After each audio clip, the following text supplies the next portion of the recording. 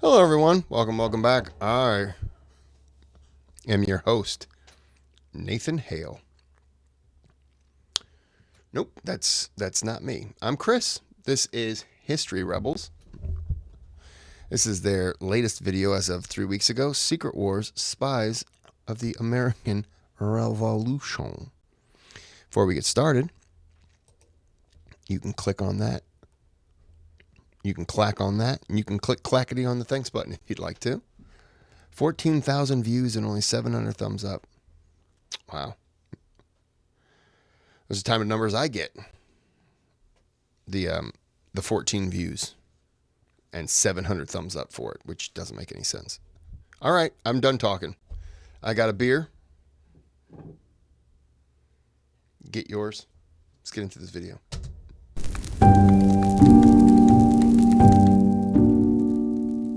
In September 1776, a 21-year-old Nathan Hale volunteers for a dangerous mission to gather intelligence on British positions for General Washington.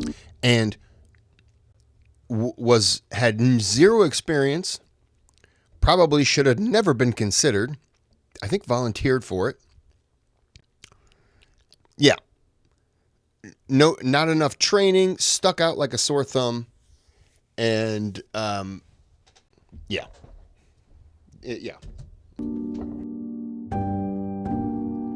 Hale is a captain in the newly formed Continental Army, and like so many spies in the war, has no direct espionage background or training.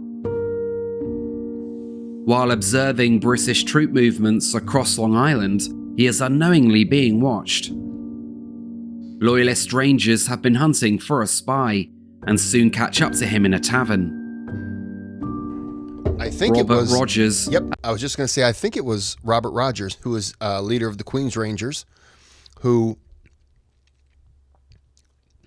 wrote a book, wrote a manual for how Rangers should act in terms in terms of war and all that stuff, and it's used today, I believe, in the Army or the Army Rangers as something that is still a belief. And he did this in the 1700s, so he was good. On the wrong side for us. He was against us, but he was good. He fought for the Americans during the French and Indian War, and grew up with and became good friends with John Stark, the old grizzled veteran who was one of the guys who took the lead for a small militia group during the British retreat from Lexington to Concord. John Stark he's a badass dude too. A famous frontiersman and leader of the Loyalist outfit sits next to Hale and pretends to be a Patriot militiaman behind enemy lines. The two men drink, quietly toast to Congress, and share old stories. Hale, fully believing Rogers to be a friend, soon confides in him about the mission, sealing his fate. The next day, Hale is arrested and swiftly brought to British General Howe. With overwhelming evidence, his execution is assured. Spies are hanged, and Nathan Hale would be no different.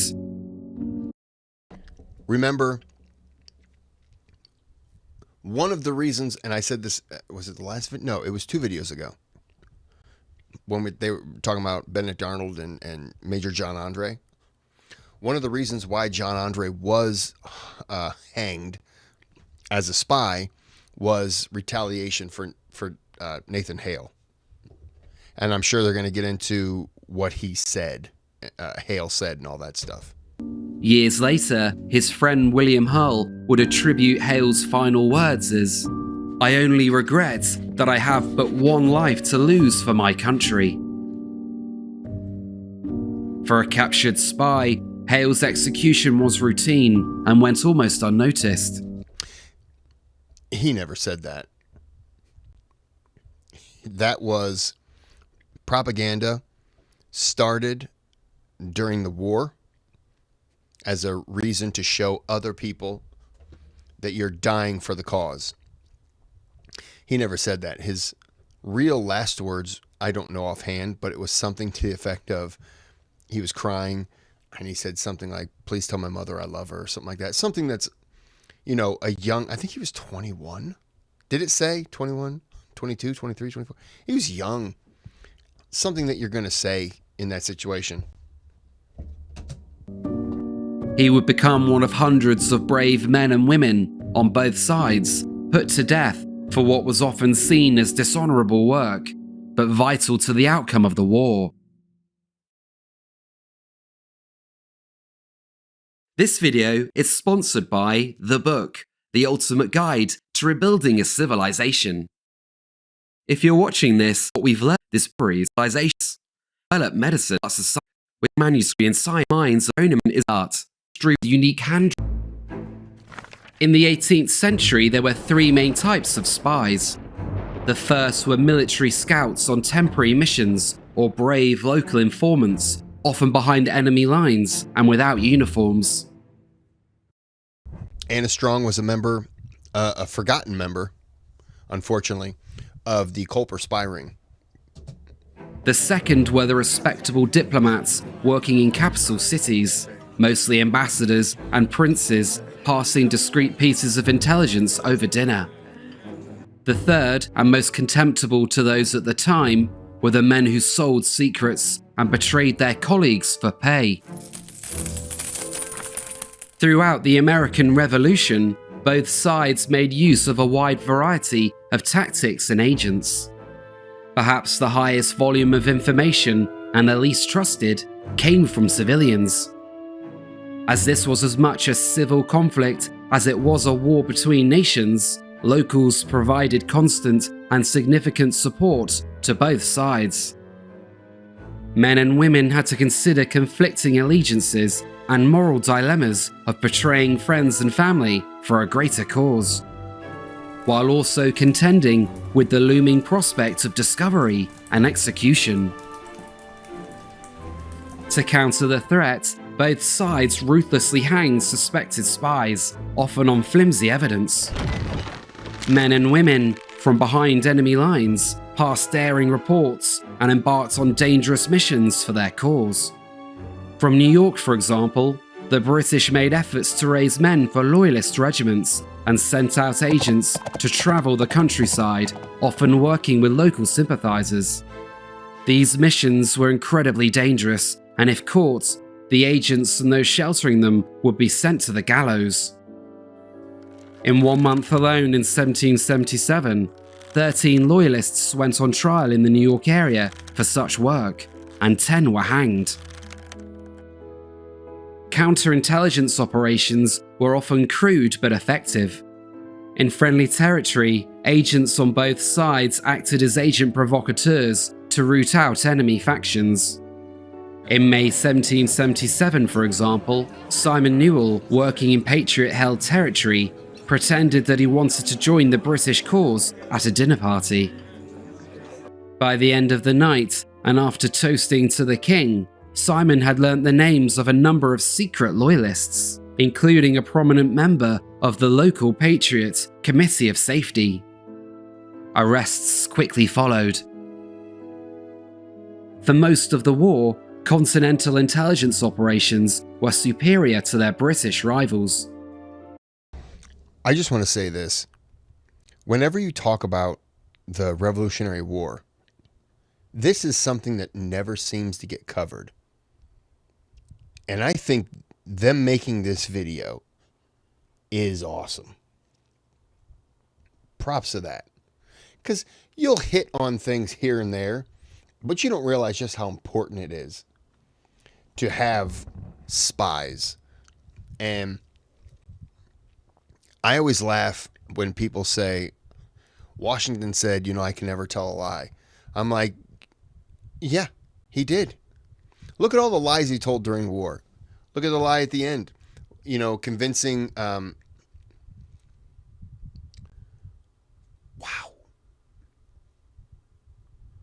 Can't think of his name now.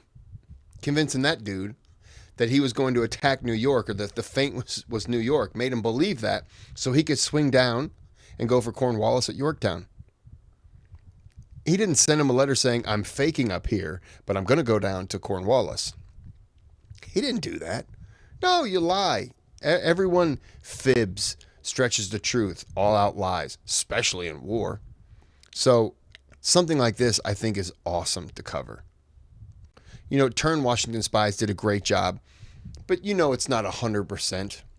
But stuff like this, where the spy rings and the back and forth, the secret stuff that we never get told about in a variety of wars and stuff like that. This is that stuff this is the classified stuff that you find out about. And so, Revolutionary War, it's been unclassified for a long time, but you understand what I'm saying. And props to them for making this video. Honestly, this is awesome. Washington in particular appreciated the importance of espionage and the need for multiple sources of intelligence which could be subsequently analysed by a dedicated staff. British commanders, being the product of a conventional military establishment, mostly acted as their own head of intelligence, and much preferred and trusted army scouts over local informants when it came to understanding continental movements and strength. In European campaigns, armies marched on well-defined roads between depots, which could support their complex supply lines. This made their movements somewhat predictable. As Frederick the Great pointed out, you could often tell where an army intended to attack by discovering where they established their supply depots. Espionage was therefore limited. That's true. You can send all the men you want to the left or to the west. But if your supply chains are going to the right, why are you going that way? If your supply chains are going to the east, that's where your men are planning on feeding, having the muskets, gunpowder. Follow the supply chain. That's going to tell you. It's like the U.S. Military. Follow the Navy. If the Navy's sending carriers to locations, that's probably a multiple, not like just one carrier over here and one carrier way over on the other side. No. If there's 4, 5, 6 carriers in a very small strategic location, there's probably a reason for it. It's probably going to start. Whatever's going to happen is going to be flying off of those carriers. In its application and use. However, in the vast American continent, armies and militias could live off the land, move across the countryside, and strike before vanishing once more. Possessing as much detailed knowledge on your enemy was therefore far more important to a commander in America than Europe, something the Continentals understood far better than the British. Washington also implemented a variety of deception operations. Before British prisoners were released, they might see a Continental unit marching around camp, who would quickly change formation when out of sight before marching around once more to give the impression of a much larger force. On one occasion, a suspected loyalist was invited to dine at Washington's camp, where inflated roster reports were accidentally left on a desk for him to find and read, numbers which were promptly reported back to the British. The secret war also went far beyond the Americas, with France in particular becoming a centre of plots and political manoeuvring by diplomats and aristocrats. The American Commission in Paris aimed to establish a treaty of alliance against Britain, but they would also engage in other covert actions as well. This included spreading propaganda or organising paramilitary activities such as privateers attacking British shipping or raids against Great Britain itself. On a side note, I'm loving all these paintings, all these depictions. I'm loving it. Like that right there is just a cool picture. Painting. Sorry. I'm loving those. But in the capital of their arch-rival, the British too had a well-manned spying operation and would, almost immediately, completely penetrate Benjamin Franklin's commission. That was Edward Bancroft. Bancroft. Am I going to keep saying the name incorrectly? Yes. That was Franklin's secretary, right? When he was in France, and that was the guy reporting back to Culper Spy Rings next. Yes. That was the guy reporting back to the British, I believe. Don't quote me on that. You know what? I want to check. I want to check just to make sure. Pause. I'm going to pause this. I don't want to look like a fool, but I would rather it be the truth than me just speculating and then you finding out and be like, oh, that guy's full of bunk. He's full of malarkey. Okay. Edward Bartholomew Bancroft. I'm going to say the name wrong on accident. Died in 1821. Was an American physician, and chemist who became a double agent spying for both the United States and Great Britain while serving as secretary of the American Commission in Paris during the American Revolutionary War.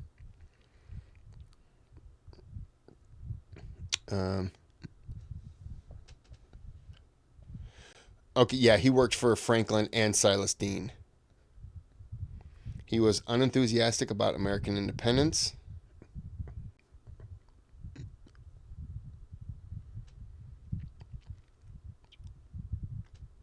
Soon after this, Franklin arrived to take over negotiations with France. Bancroft was ordered to associate himself with Franklin.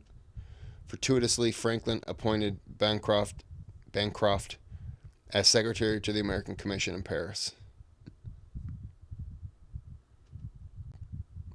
He assisted Franklin and Deane in copying letters in the... Okay, so... Yes. Okay.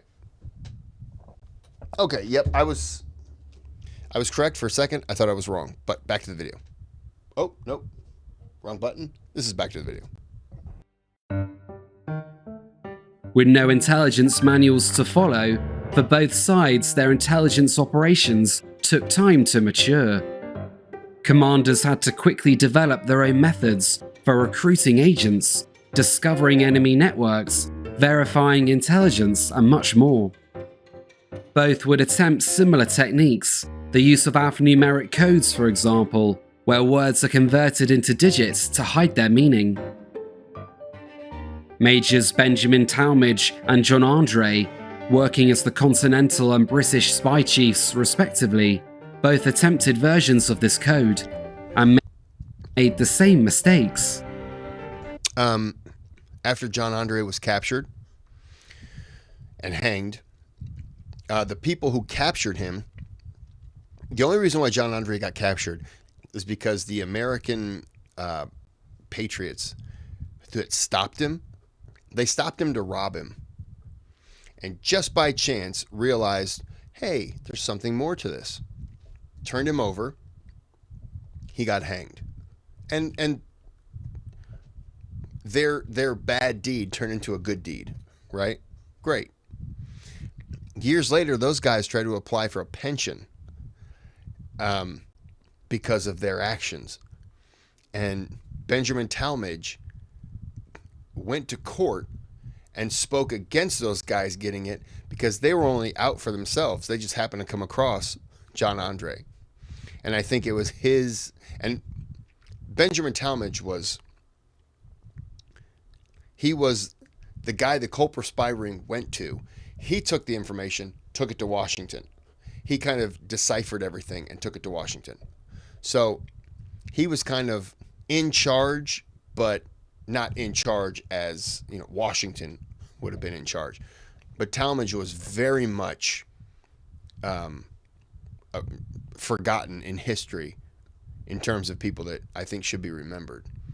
But yeah, he spoke out against him, and Talmadge was there with Andre the day he was hanged. Rode with him.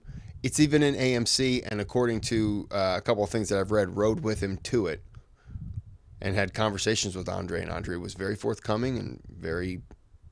He said, a very lovely man. In early attempts, listing words alphabetically instead of randomly, making it easy to crack.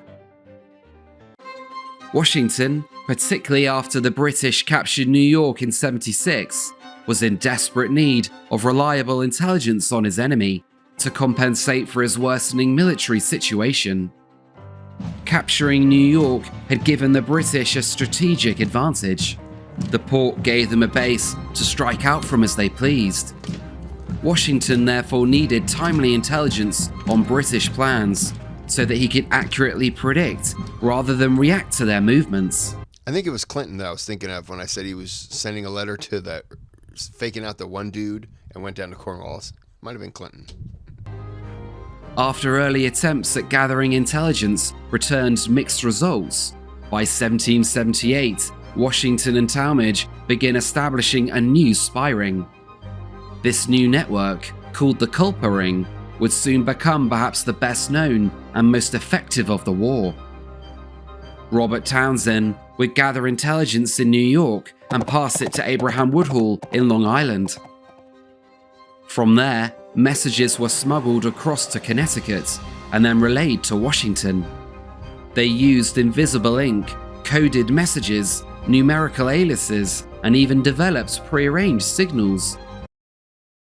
Okay, the reason why I paused, if you know me, you know books. Invisible Ink, Spycraft of the American Revolution. Haven't read it. It's one of those that I started to read, and then I got sidetracked, and I really wish that I would have continued. You know what? Let's go ahead and read. Just quickly, we'll just read 200 pages. Did you want me to read out loud? But you didn't buy the book. It'd be rude of me to read out loud. You didn't pay for it. Just stay right there. Okay. It's very good. Abraham Woodhull wrote requesting more stain invisible ink. All right. I'm not going to do that. But anyways. Yeah. And then it's got, this is all difficult, but it's like, none of this makes sense. But it just shows kind of a code. But I got that. You're not going to be able to read it. Of course. I mean, why would you be able to read it? You know what I mean? But I got that on my first trip in 2014. That's 11 years ago. To Mount Vernon. Little sticker there. Mount Vernon. Zoom in on it. You have to do that on your own time. All right, back to the video. Like hanging laundry in certain patterns to avoid detection. By 1780, the war in the North was at a stalemate, and the Culper Ring would soon need to prove its worth. The main French fleet and army in North America, under Count Rochambeau, was quietly on its way north to coordinate with Washington and planned to land at Rhode Island, only recently abandoned by the British. But General Clinton has caught wind of the plans. Weeks before the French fleet arrived, a newly turned asset within Washington's inner circle had passed on details of the French movements. And the British were planning a welcome party. 8,000 troops and a sizable fleet were preparing to leave New York and ambush the French soon after their arrival. Such a surprise attack could effectively knock France out of the North American theatre of war, ending hopes for future Franco-American coordination and leaving the Continentals to fight on alone. Townsend, from Washington's Culper Ring, moves in well-informed loyalist circles in the city. From his contacts, he is able to learn of the British plans and immediately passes the information back through the network to Washington. One of the guys that they had... Hold on. Right here. We're at 12:55. Okay, I'm going to come back to 12:55. Give me a second. Robert Townsend was not a shopkeeper. He ran a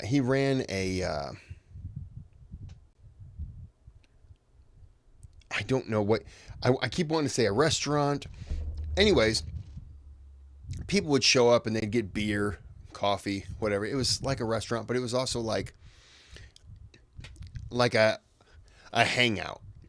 And eventually it was just British officers that were showing up. And he was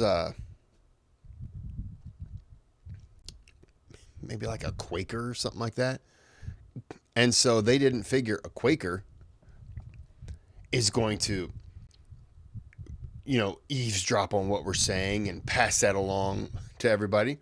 They looked at it like he's neutral. He wants nothing to do with this war. He just wants to live his life and blah, blah, blah. And he was just not happy with things. So Austin Rowe, I forgot the name that they said, but that guy was in the military, and then he passed it along to Abraham Woodhull, who was a farmer. Anna Strong was in the AMC turn Washington Spies. She was like a former love interest, but I'm telling you, if you haven't seen it, you really have to. It's so good. I'm gonna rewatch it now. I'm gonna do a rewatch of it. I know it was 12:55. Back to the video. The French are then immediately informed and fortify their positions. Clinton, furious after learning he no longer holds the element of surprise, cancels the operation in a devastating blow delivered by the Culper Ring, and the French are frustratingly left free to begin planning new operations with Washington.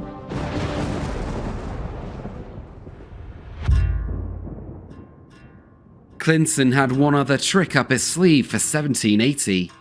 The spy in Washington's inner circle was none other than General Benedict Arnold. Benedict Arnold. Arnold's military achievements were well known and admired, having fought valiantly at Ticonderoga, Quebec, and Saratoga. My opinion, Benedict Arnold got screwed over. He didn't know how to play politics. If you'll understand that, he was just a tough person to understand, just to get to know. He was very, my way is the only way. Some people were on board with it because he was successful. Some people did not want to give over that, I want to say autonomy, but that's not it. They didn't want to give over that ability to lose their control. How about that? They wanted to keep their power. And Benedict Arnold really was good. Got screwed over, got hurt by Washington when Washington wrote him a letter scolding him for something, for things he did in Philadelphia. But he didn't know how to play the politics aspect. And if you flip it and you put me in that same position, I can't tell you I can handle it any better. I would probably be just as upset. But in the end, that doesn't mean that I would be right. So,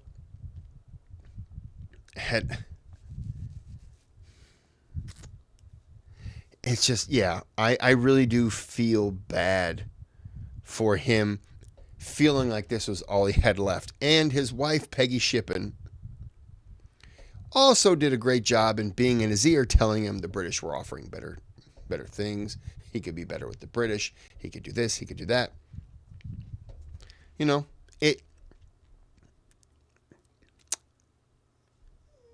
It takes sometimes it just takes a strong will to be able to know right from wrong.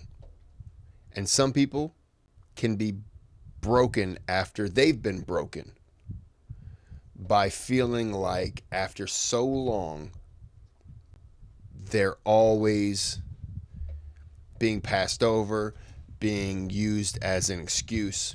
And I think that's what happened to him. Sorry, I hit the button. I think that's what happened to him. Unfairly so, but in the end, he's the one who made that decision. At Ticonderoga, Quebec, and Saratoga. But while recovering from a leg wound received at Bemis Heights, he grew increasingly disillusioned with the alliance with Catholic France and resentful that he was being continually passed over for promotion. His rivals, likely including Horatio Gates, pushed for court-martials against him for minor offences in a vindictive bid to damage his career.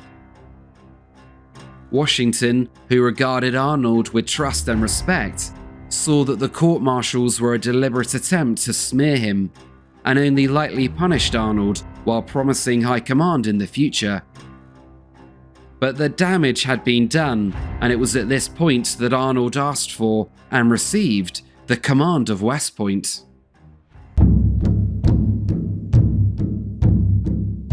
The fortifications at West Point sits on a key strategic location on the Hudson River, controlling a critical supply route and access deep into New England.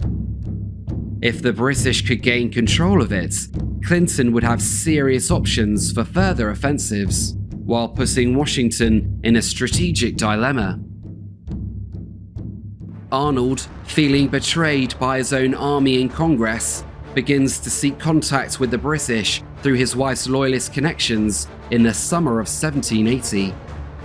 This soon leads him to Major Andre, and the two begin devising a plan for his defection. With his command at West Point and British forces close by, their plan called for a British strike against the fortifications, which Arnold would promptly surrender along with its 3,000-strong garrison. Importantly, the attack was to occur when Washington visited in September. The capture of Washington, along with the forts, would have devastating consequences for the Continentals, which Clinton hoped would lead to the end of the war. The plot is not going unnoticed, however, and Talmadge receives reports from Townsend and the Culpering regarding Arnold's suspicious activity. Andre too is soon reported in the New York area, putting Talmadge on alert. To finalize the terms, Andre and Arnold decide to meet in person. Andre, a charming and brave 29-year-old officer, moves over to Patriot lines disguised as a merchant.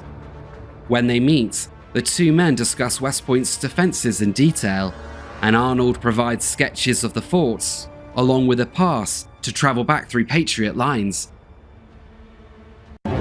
With Washington planning an imminent visit to West Point, Andre rides back to commence the operation.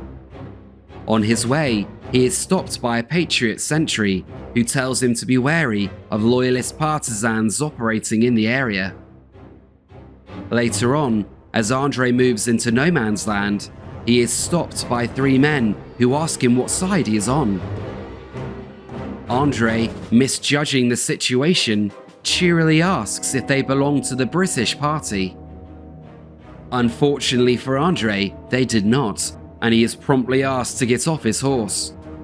It is only now that Andre remembers his past from Arnold, but it is too late, and after robbing him and finding the fort sketches, Andre is quickly taken to the nearest Continental camp. A senior officer, although concerned after seeing the drawings and what looks like Arnold's handwriting, feels that he cannot avoid informing his commanding officer, Arnold, about what has happened. Talmadge arrives and is immediately highly suspicious and implores the senior officer not to write to Arnold. But despite his protests, the letter is sent nonetheless to West Point. Arnold has been extremely lucky after almost being fully exposed by both Andre's capture and the Culpering. When the letter arrives, he knows full well that the jig is up, and he immediately makes his escape, galloping away from his old life, friends, and comrades to an uncertain future. The plot and treachery is soon revealed, and Talmadge volunteers to escort his opposite number and fellow spy master Andre away from the front line. The two get on well and admire each other, swapping old stories along the way. Talmadge describes an old school friend from Yale. This old friend, sent on a daring mission, had been captured behind enemy lines by the British years earlier, and unceremoniously hanged for spying. His name was Nathan Hale. Andre remarked, "Surely you do not consider his case and mine alike," but Talmadge did and told him so. Nathan Hale was pretending to be someone he wasn't. John Andre was pretending to be someone he wasn't. In that aspect, they are identical.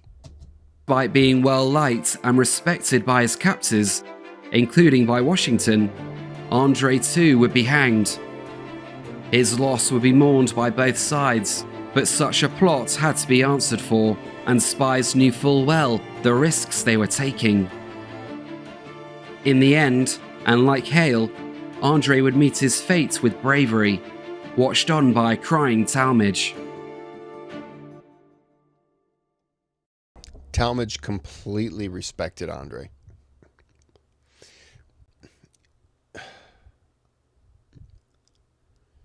They were both kind of head of a spy ring, so to speak. But, and this is going to be weird, but you're equal on the other side of a war. If captured and you both are together, you're going to think you are my equal in this. Like you are the opposite version of me for the other side. Yeah, you're going to hate them in some aspect because you're fighting them. But you're also going to put yourself in their situation and understand that this could be you. You could just as easily be in the situation where there's going to be a noose around your neck. And it's those moments where you realize just how real everything is. How it doesn't take much to slip. And I think that was another reason why Talmadge really, this one hurt. For so many spies, including some of those in the Culper Ring, once the war was over, they went back to their old lives, never telling a soul about their wartime activity. So, to tell people that you spied, as they said, there were the three kinds of spies. To tell people you spied and you were somebody who didn't really fight necessarily, oh, you were lower than scum. You spied? Really? Okay. You were nothing. Heroism would go both underappreciated and forgotten. For others, including Arnold, they would never be able to escape their past and forever be burdened by their fateful actions. Wars cannot be won on just the battlefield, and the role of spies undoubtedly played a decisive factor in the outcome of the war. Washington and the Continentals faced in many respects a superior opponent, but through the use of intelligence to avoid traps, take advantage of British weaknesses, and build alliances abroad, piece by piece, vital advantages were won. As one British agent would later put it, Washington did not really outfight the British, he simply outspied us. Thank you for watching our series on the American Revolution. I don't think Washington, after a while, ever had the thought of, we're going to outfight them.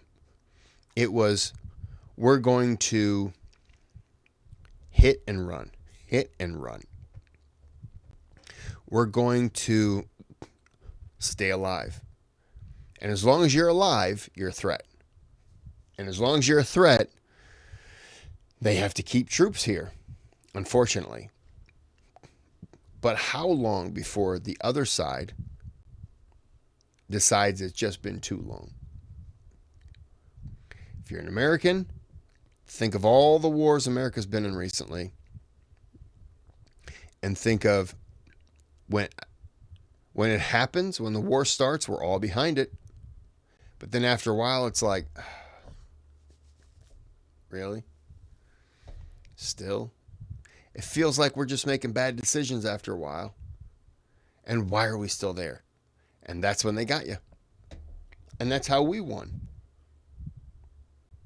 Well, anyways, this is a great video. I love this one. I am thoroughly happy. And I also went through 2 beers. So I need to get a couple more beers in me. And then do some more videos. I also need to eat. That would be helpful. I should probably eat too. Anyways, we're going to end this here. I apologize if it was a little bit longer than I thought it would be. Let's see. Oh, 41 minutes. Okay, that's good. All right, we're going to end this here. Until next time, have a good day. Have a good night.